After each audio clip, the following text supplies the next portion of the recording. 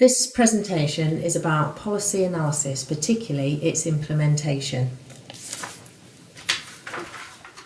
Starting with the traditional approach to policy analysis, we can see that policy has been seen as a mechanistic approach with inputs and outputs.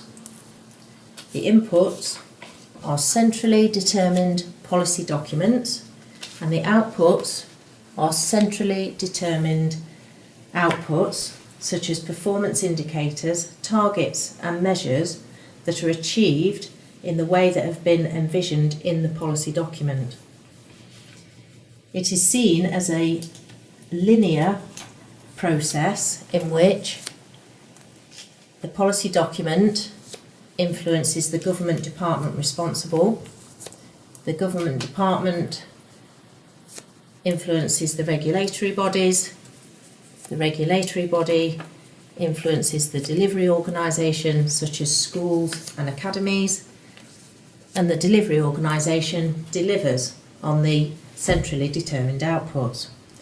This is seen as a rationalistic approach to policy planning, which is mechanistic, in which the government is the mechanic who only needs to restructure the institution or tinker with the incentive structures such as funding streams, competition rules or the inspection regime, and change will follow. Okay, so the second approach we're going to look at is a policy trajectory analysis. In this approach, we're interested in how national government policy is actually implemented in practice, which creates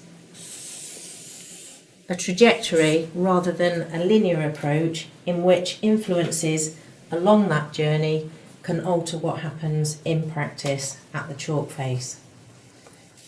A policy trajectory analysis therefore traces the changes that occur in the process of policy implementation, and this is possible because policy is seen as socially constructed and therefore influenced by all stakeholders.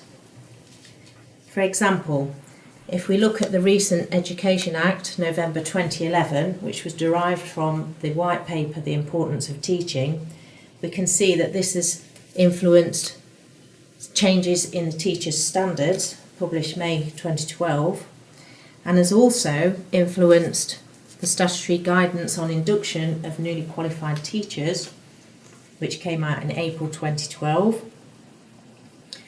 And these may influence school policy on induction of NQTs, CPD, and approaches to mentoring and coaching.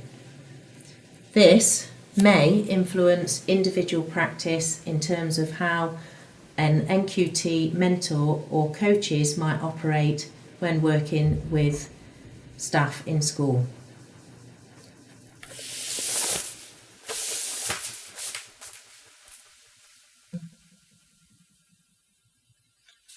In a policy analysis, we can plot the people that influence how the policy is put into practice from the national government level to the practice level in schools.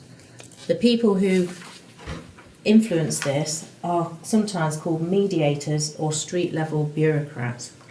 For example, if we look at our statutory guidance on the induction of NQTs and how that might influence an individual in practice, we can see that the government consulted with a range of stakeholders on the new guidance.